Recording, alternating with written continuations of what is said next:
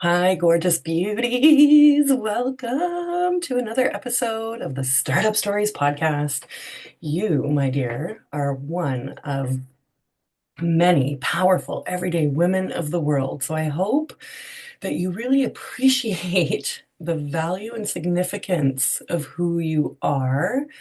If you think you're just like a nobody, well, I'm just a nobody, but yet I'm so necessary to like the cogs in the wheels in the systems. So just take a minute to really appreciate yourself, maybe give yourself a hug and just be like, yes, woman, yes, you matter, you're valuable, you're worthy on top of and surrounding all of that. And I am just ever so honored and pleased to serve you and bring you incredible guests. And we're going to party hard with Sasha Elezovski today. Sasha and I are like new online friends, but our hearts and souls go way, way back. And we're going to have such a fun party conversation, talking about her journey and lessons and life applications at present. And um, we're going to try and wrap it. I'm saying this to Sasha. We're going to try and wrap it around the top of the hour, love, because Okay. I've got to wake up my daughter. You've got to go and Yes. be a badass. And I say that lovingly and jokingly, listeners, because Sasha and I did a workshop together and we were just like, we couldn't stop and we shouldn't Yeah, have to. So watch out if we decide to do some sort of VIP thing, special exactly. event, right? Exactly. But let me just do my proper introductions and welcome Sasha to the show. She's beautiful and ready to serve and share. So, you know the drill, you guys. It's the Startup Stories podcast where the ambitious everyday woman is heard, held, and served in life and business.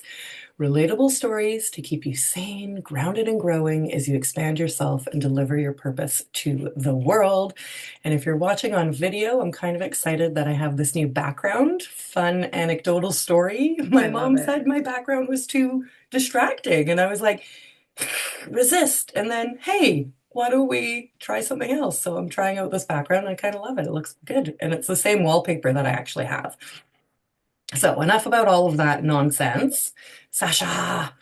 Sasha will tell us what the acronyms mean, but she's a human resources professional and she is now, I love this, this dropped to me this morning, Sasha, the entrepreneur for the employee. Yes. Entrepreneur The for the woman employee, employee.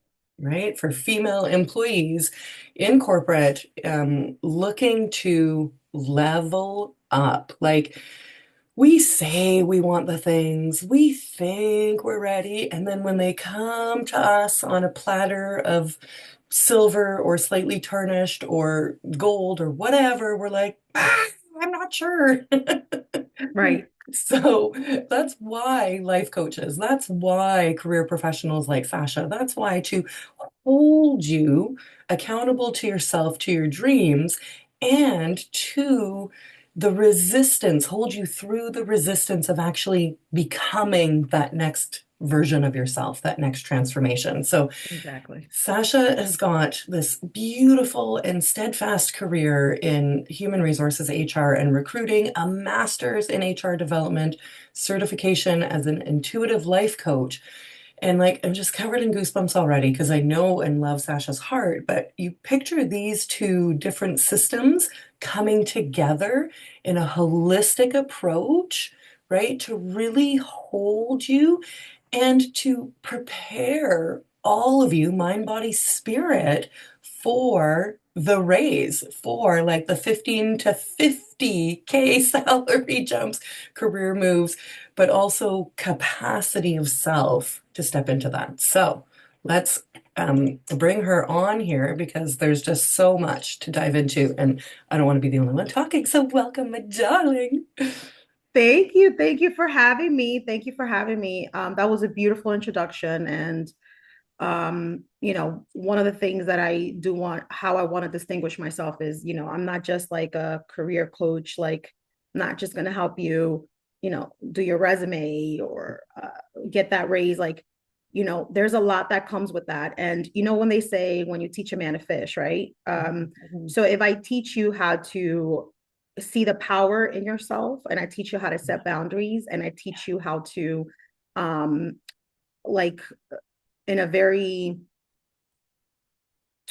gutsy, confident, and we talked about the word manipulative, but like in a very like cunning fox kind of way. If I can teach you how to do that while growing in corporate, um, you won't need someone to do your resume to put your resume together. You won't need someone because all of that comes with it, right? Yeah.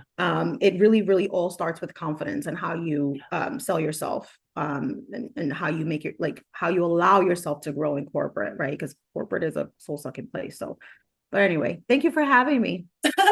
Not anyway, like it's great because when we're seeking this growth, it applies unilaterally to everything in life.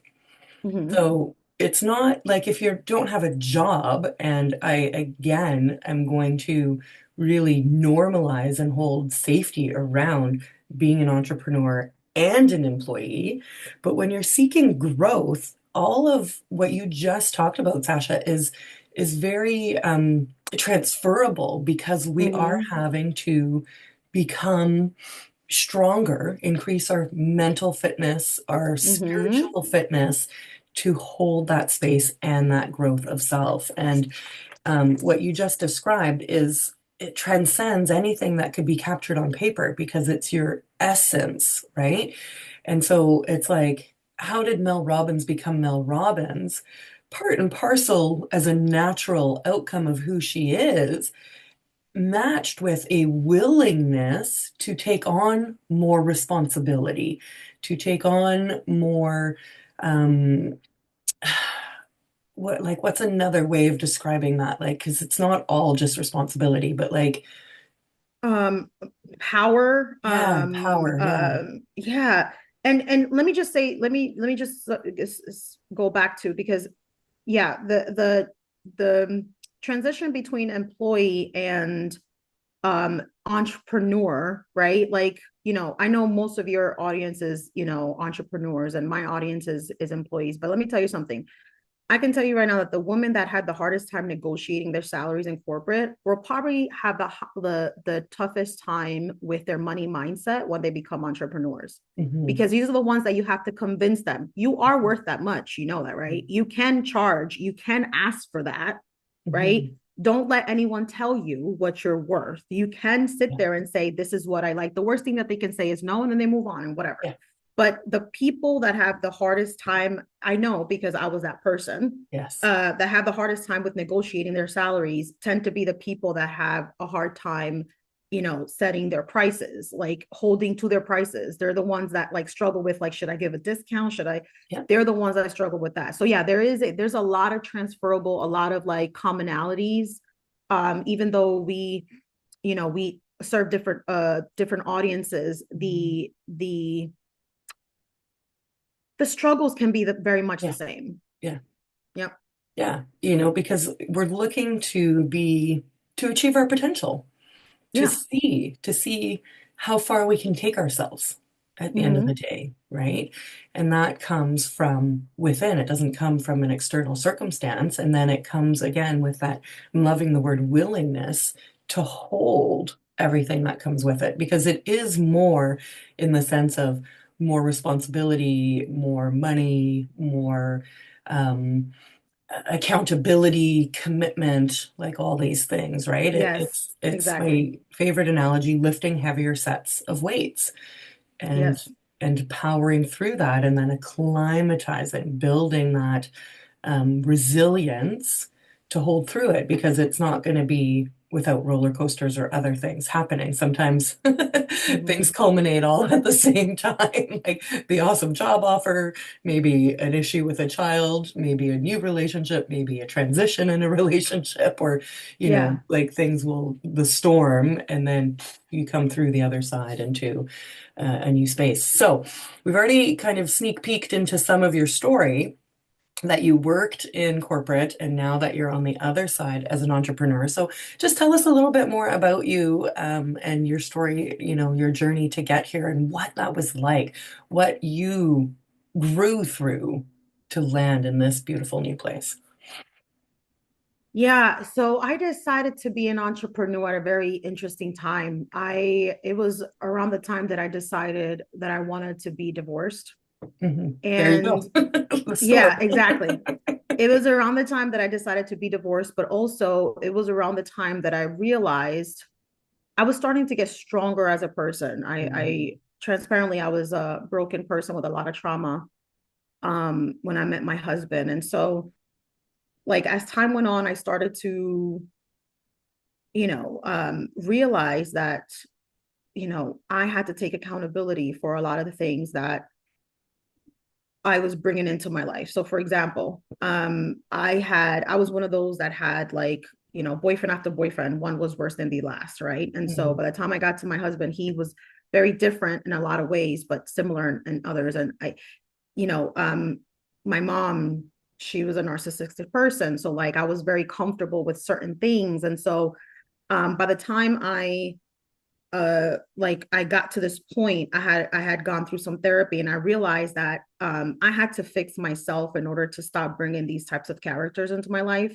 and also to stop accepting mediocrity in corporate as well, because I realized that I was going for the things that I felt the most comfortable with, because I felt like if I went for the tougher jobs, the more responsibilities, or the more, like, they're not going to pick me. Why would they pick me? Mhm. Like I'm Mhm. not at that level yet. They're looking Mhm. for something bigger and better. And I wasn't that. I was self-rejecting from all the greatness. And so I was settling for mediocrity. Let's just put it this way. And so when I decided to start my business, it was at that point where like I started shifting in my mindset, where I'm like, wait a minute, if corporate doesn't, one of the things that I said to myself is like, I never want to get, like, I had just gotten laid off because of COVID too. So Right. I said to myself, I never want to put myself in a position again where corporate can just like lay me off and I have nothing to myself, because I was already planning on leaving my marriage. So I said, I need to um, start building a portfolio of income. Like I Mhm. need to start like building money some way somehow, so that if one drops, I'm still making money somewhere Mhm. else. And also it was my way of saying to my ex-husband that, like, if I can make it, you know um like I could I he would say things like, you'll never make it Yeah, you need once me, you you're leave. nothing without me, Yeah, whatever. So, exactly. yeah. So he would So say you things were, like that. And it was like my way of saying, I'm gonna conquer it. I'm going to yeah. do this, right? I'm going to, like, there's no one that's, and transparently, the first time I started my business, the first time, Mhm. the end of 2023, and at that time I was still working on my confidence. So like the intention was there, but I still had some things to work through. Mhm. Um, and then I got laid off again from my corporate job in 2024, last year, March. And that's when I realized, I was like, wait a minute. I said I wanted to start my business so that I can, you know, not put myself in a situation where I have nothing. And it happened. So I took the summer off to be with my kids, because my daughter also had some anxiety issues. And so I said, let me be present for my kids. But as I was being present for my kids, I was like, in my mind, I was like, building myself up and building myself up and building myself up. And this time around, as I was, as I'm starting my business again this year, I started again like Q4 of last year. It's a completely different field. Like it's Mhm. almost like I'm looking back at the person that I was, and I'm like, who is that person? Yeah. And I like that, right? Yeah. Um, it was just a series of like, okay, you know, I need to make it. There's no other option, right? Like I Mhm. need to, now Mhm. I'm a single mother. Mhm. And transparently, when I was getting a divorce, my divorce was finalized in 2021. Um, as a corporate professional, I ended up getting my first job. So like I was I was unemployed when I was going through my divorce, because of COVID. I was 2020. I finalized my divorce in 2021. But in 20 my divorce was finalized April 2021. By like May, I ended up getting my first job like in corporate after my ex-husband. I mean, I negotiated, a huge Mhm. salary. It was something like 15 or 20K or something like that I Yeah. negotiated. But it was because I said to myself, like, there, you know, the worst they can do is say no. Mhm. I just psyched myself up. It was like like I just blurted out the number. Like I was just saying Mhm. to myself, like all they're gonna do is say no. It's not, Mhm. the word no is not a bullet. It's a Yeah. two-letter word. It's Beautiful. Yeah. nothing, right? Yeah. Like I Yeah. just Yeah. kept saying to myself, no is not a bullet. No is a Yes. two-letter word. It Yeah. doesn't define me. If they Yes. don't feel like I'm worth it, then fine. I choose to either stay or go. But Yes. it doesn't define me, their rejection, right? So Yeah. I just said, I want this much. And they were like, okay. And I said, that's it. That's it. It's not always going to be like that, right? Because the But it's second time, awesome when it is. yeah, So awesome when it is. And yeah. a few things to pull out of this is trying something and then you didn't give up. Like it stayed in your heart and you came back to it. And again, the deep encouragement to all the people listening that what's in your heart is there for a reason. And it may come in a season. Now we're in a Dr. Seuss rhyme. Yeah, exactly. Right? But stay with it and don't give up on your dreams because Mm-hmm. the timing isn't always up to you, but being prepared when timing comes along is. And so I'm getting goosebumps again. People talk about manifestation or God's will. There's supernatural forces at work, but you're Mm-hmm. not a leaf in a windstorm. You are responsible for preparing yourself and taking actions to align to those great works. And this is what you've laid out here is that the pull in your heart was, I'm ready to heal from deeper. I'm starting that in my home with this relationship, which obviously ties into multiple other relationships and versions of Sasha that existed Mm-hmm. always. And I've had a moment like that. I left a bad relationship as I neared 30. I met him at the end of high school until like 28, 29, Wow. and I remember that moment of being like, no more, like done. And it was just like douchey, right? It was low level, like just bleh. And I was tired of living in that because it held me down and it held me Mm-hmm. back, right? Yes. And when you're meant for more, you can only tolerate so much Yeah. before the will strengthens and the willingness we were talking about just a few minutes ago to just see. And that's like you're saying in propositioning the salary, you're just seeing, you're just experimenting and throwing stuff out there. And it's very, very powerful to say that no is not a bullet, especially if you're just starting out, either seeking a career change, because Sasha, obviously you can share this with your audience, or, seeking more of something in your life. No happens. We say no to things. We say no to things, to a lot of Mm-hmm. things, to a lot of people, men, women, other whatevers that have asked you out, you know, food menu items, clothing, hotels, like everything. So that is such a phenomenal foundation to move from where you're willing to get a no and you know that no don't mean nothing. Exactly. And that's what it's important with auto rejection too, because like I said, like, the second time I ended up doing it, like fast forward a little bit, I ended up one of my colleagues referred me to another job while I was in this job. I became a recruiter.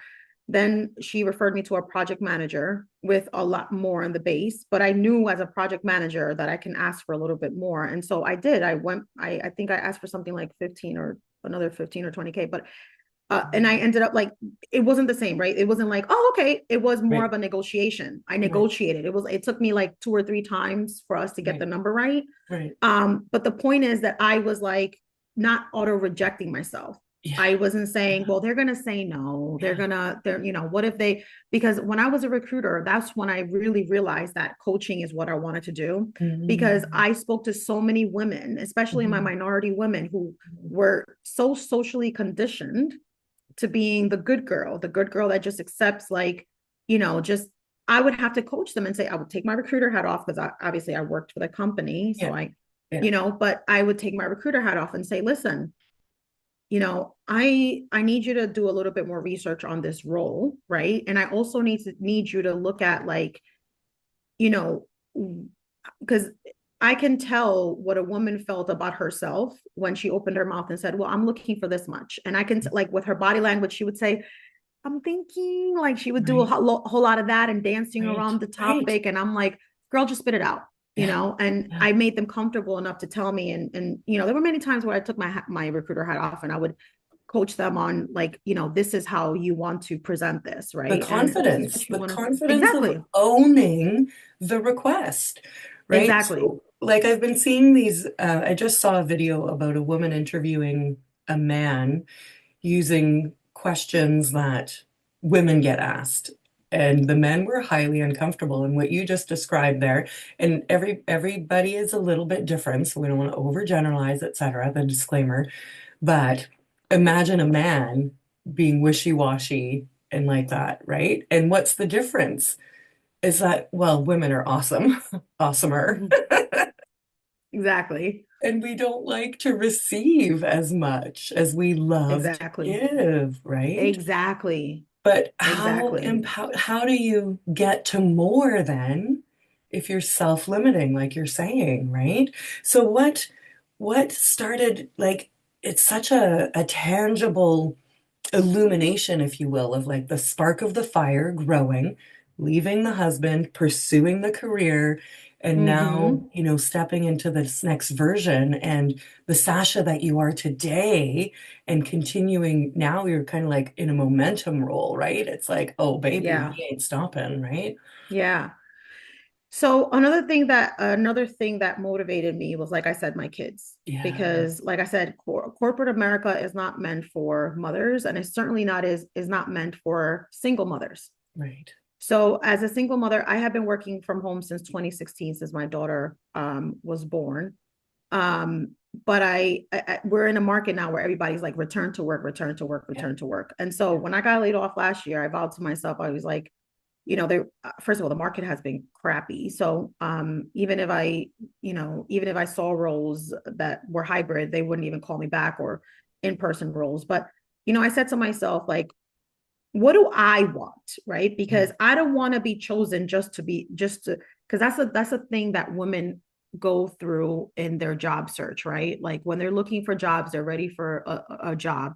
And the delight of being chosen by a company overpowers, or the fact like, oh my God, they like me, that they're not really like, almost like when you're dating, you're not really seeing the red flags because you're like, oh my God, he likes me, he likes me, he yeah. likes me. So you're just excited about that. You're not seeing the red flags.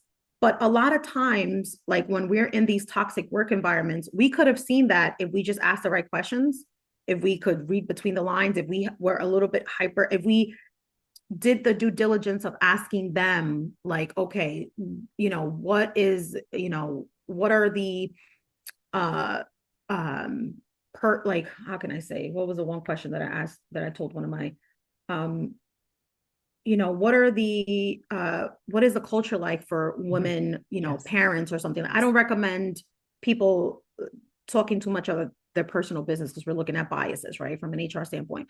right. But yeah, so I realized, I said to myself that I I sat down and I wrote down my non-negotiables, just like I did for dating. My Yeah, non-negotiables of like, this is what I need a work environment to be. This yeah. is what the company needs to be for me. This is what my terms need to be. This is what my salary needs to be. And once you have down your non-negotiables, it's hard for a job to make you sway. Once you're very, very clear on, this is what I need to be happy, because I wasn't happy when I took these jobs that didn't have these things. Hmm. Right. So Hmm. one of the things for me was I needed to work from home, and I also needed a leader that wasn't micromanaging. Like, if Yeah. my thank God my last boss was, she was the one that made this like possible for me in my mind, that she never checked in on me. She just said, is the work done? That's it. I Hmm. would deliver whatever, I would deliver things on time. But she was never like, oh, you can't log off at 2 o'clock to pick up your kids and take them to Taekwondo. She's like, Hmm. you're a salaried employee. Just manage Hmm. your time. Hmm. Like, as long as you get things done, I don't care what time you log off. So I would log off when I had my kids, because I have 50-50 custody. I would log Yeah. off on my days. at 2 o'clock, go pick up my daughter, go pick up my son, take them to their activities. Yeah. And then later on, when they were in bedtime, I would log in and do a little bit more work, right? Right. So I need that too. Because if a company is telling me I need to stay on the computer from 9 to 5, that's also not going to jive well with me, right? So now Mhm. I ask questions about that, right? Mhm. Mhm. Well, when I was considering going back to corporate, but this is what I tell women all the time. Definitely have your list of non-negotiables for everything, for your business, like Yeah. what you want to feel like, the types of clients you want, Yeah. what do you want, like as long as you have your list of non-negotiables, it's going to be, and you stay stuck with them and you say, this is what I actually need to be happy. It's going to be harder for you to sway from that and for you to accept bare minimum. Yeah. Right.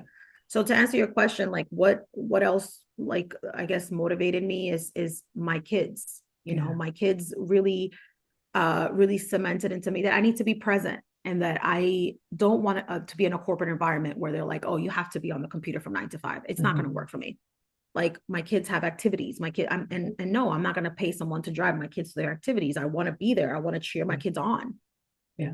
Well, and being a I'm like, mom, this is like, it's the most important. It's so cliche, but it's like, it's the most important job. Your kids are under 10, my kid is under 10. Like, you want to be there with them. Now is the time to be there mm-hmm. with them, right? And until they leave us. I And know.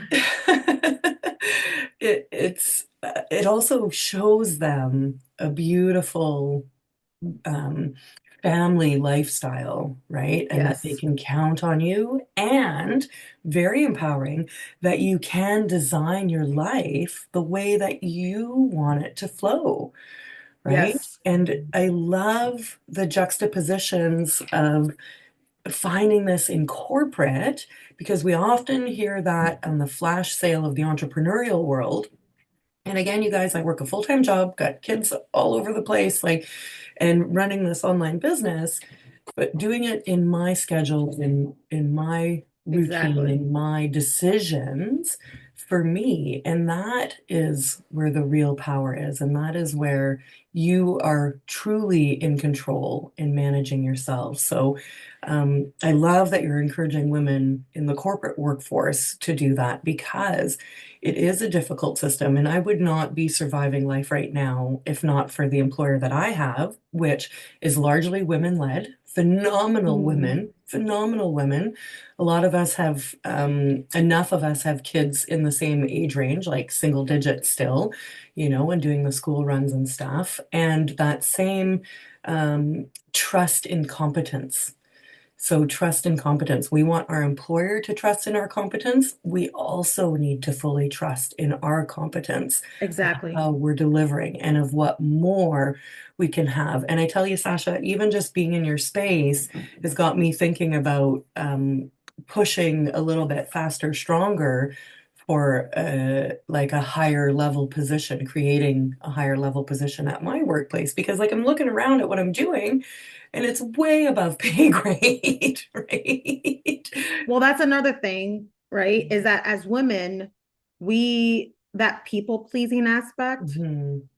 you know, we, so you seem like you love your job. So I'm not really talking about you. What I'm talking about is the women that are like, they're preying on a shiny star, that their leaders, like, they get this job and they spend their entire life, pretty much 50 to 60 hours a week, performing and saying like, I have to be the first one to leave and the last one to stay, and I have to go above and beyond with this and go above and beyond. And they're hoping on a star, wishing upon a dream that they get a promotion and they get like a salary raise like this. They think that's going to be an automatic thing, and it's To be not. And so what it seen, right? drives See is me, see me, see me. exactly Yeah. what it drives is resentment, because that's where you get the disgruntled people, because they're like, well, I did this and I did all that and I Yeah. get nothing, because they come in with the expectation. They say, if I just work hard enough, they'll see me. Yeah. And that's just going to drive you to burnout and resentment, Yeah. because that's not the way it works in corporate. In corporate, if you haven't noticed yet, it's the people that uh built the best relationships. Yeah. It's the people that knows people. Yeah. This is why sometimes when I hear people say, well, I can't believe they hired that girl and she gets paid way more than I do. And I'm like, Yeah, because she negotiated her salary and you didn't. Yeah. She just went for Let's just be more. frank. Yeah. She just Right. went for more. Yeah. So like let's take accountability for ourselves. And like I said, you sound like you love your job. I'm talking mostly about the women that are like, they're like, you know, I've heard it all. I've seen it all. And I really, my heart breaks for women because it's like it's the same thing. This is why I do holistically, because Mhm. usually the same women that have a hard time with like setting boundaries with men, you're Mhm. usually going to see it in the workplace. Like this is Mhm. the woman that is like, I cook for you, I clean for you, I do this for you, I do that for you, and like you won't give me a ring, you won't propose to me, but they're doing the same thing at work. They're Mhm. expecting to, when that should have been, you shouldn't be performing. That should be something like if you walk like you deserve that, Yeah. you would have had that in the bag from the beginning. Like you would have set yourself up to say, this is what I'm going to get. And if this is not what is happening, I'm gone. But we keep trying a little bit harder, a little bit harder, performing a little bit harder. And like I said, we end up burning out and resentful because we're not on the same page with these people that we are. You know what I mean? So, Yeah, um, there's so in local government, we tend to say if you don't let it break, it can't be fixed, right? mm-hmm, And I do love my job, but I also am ambitious. And anytime I have worked in local government, I've been able to grow the service portfolio and that have those same intentions here and having those conversations. So even when you love your job, be encouraged to still ask for more mm-hmm. because it is available and you're well positioned to achieve it.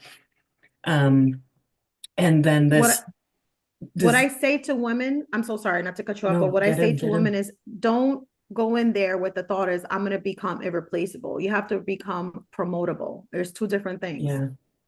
Two different things. But sorry, go ahead. Yeah. You Well, were saying something. talk about that because um, in this endeavor, you are taking internal responsibility to drive an external result. Mm-hmm. Okay. You're Yep. taking Oh, you put internal it perfectly. responsibility, drive external result instead Mm-hmm. of please see me, please see me, please see me. I love that what you said, Sasha, praying on a Chinese star. Like, girl, Yeah. Yeah, exactly. God is for your knees, life is for your feet. Get up and get going and Exactly. work it, right? Because exactly, people get things they want by asking and asking and asking and or building a business case to validate it. Like when you talked Mm-hmm. about the project management role and wage, that is a business case and negotiating deliverables and time and results that they can then Mm-hmm. qualify for payment, right? It's like Mm-hmm. a Mm-hmm. total negotiation. It's really a back and forth.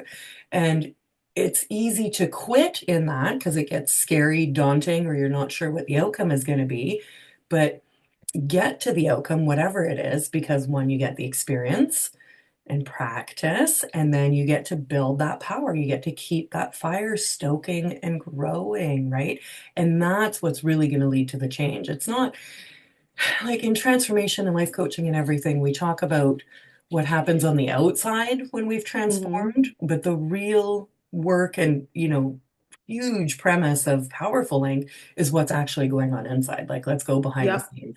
I don't care Yep. about your 10,000 clients and $5 million from one post. I care about what happened to get you there and what you went through to get there. And the only way to do that is to lift the weights. Yeah. So, what else do you want to share with us to like based on what you've seen and based on your lived experience of going through that work now?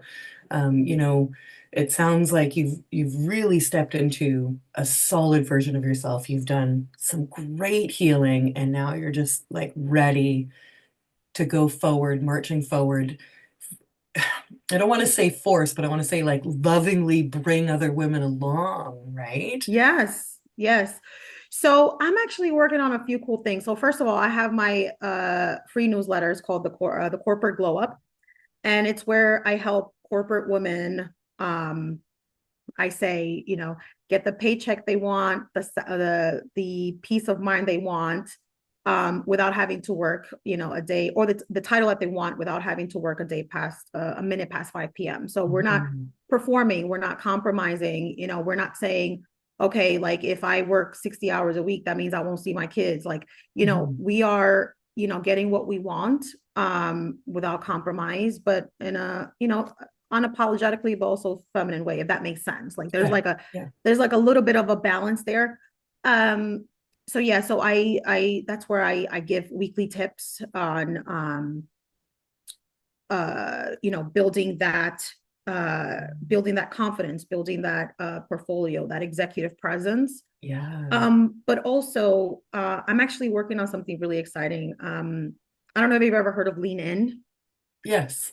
Lean In. So like I'm actually considering starting my circle. So that might be something that sign up for my corporate newsletter, the corporate Mhm. glow up, because there's something that I might be announcing pretty soon, where I'm Like a inviting mastermind or something? more like a group where we're having weekly themed topics. Like we're talking anything corporate growth, right? And Mm. it's like a group of powerful women that we get together and we talk about like growing in corporate, right? Once a month. Okay. So that might be something that, that is in the works, but definitely for sure, to stay on top of that, join my newsletter, the corporate glow up, where I share all these Yeah. details for Yeah. sure. Amazing. I can see in you, Sasha, the passion and the proficiency. You know your industry, right? And I just am so grateful that you believed in yourself enough, which was just a little bit at the beginning, you guys. It's just a little bit at the beginning because you're creating a new thread of evidence as to trusting yourself by following through. Like you said, Sasha, I had to make it work. This was the way forward, and I had to do it. Fine, to prove it to him, to prove it to them for my kids, whatever the motivation was, it became who you are, and it became self-belief that you can do things that you dream about. Mm-hmm. That's how you make your dreams actually come true, is Yep. by taking the imperfect actions and growing that belief and growing that trust. And then now, because you've done it, you know how possible it is. And it's so encouraging and so healthy for corporate environment to start to have this shift. Because I tell you again, like at my workplace, women leaders, it's a totally different vibe. And it's not, it's just, yeah, it's just more holistic. This is a more holistic future and a better place to be empowered and make change. And it's available. You just have to be willing to do the heavy lifting, right? To push Yep. through. And then you get to have this. And like, I mean, when you have those breakthroughs with the women, it's you're not just getting them more money, you're expanding their heart, Yeah. right? Yeah. That's the life Yeah. coaching piece. It's awesome. Yeah. Whatever we go through as far as like confidence or negotiation or setting, that transcends into this is why I say I work holistically. I don't just Yes. work on the career part, because like I find that women that struggle in one area of the life, it transcends into others. And so, whatever we go through, this is something that can help shape you in every area of your life. It's Yes. not just like a resume. It's not just interview skills. It's, we get to the root of the things, we Yes. get to the root of, I'm definitely not a therapist or anything like that, but, we definitely get to the bottom of like, okay, why, what is it that I'm doing now that can help me um do things a little bit different, right? Because we Mhm. can't keep doing the same thing except different results, Yeah. right? So if we're doing the same things, okay, how do we change it? What are we doing that can be fixed? It's an opportunity, and how do we optimize it so that we Yeah. can get different results and better results? Yeah. But yeah, Yeah. thank you so much for having me. Oh my God, thank you. So we'll put in the link to the newsletter. We follow you on LinkedIn. You're on Facebook Yes, too. You're on Instagram.